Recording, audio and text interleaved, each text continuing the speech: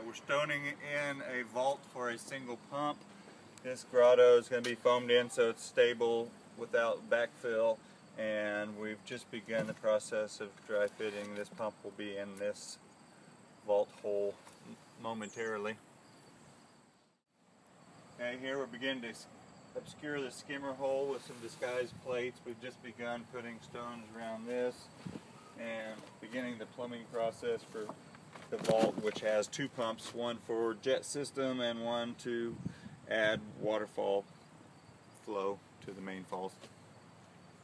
Beginning stages plumbing.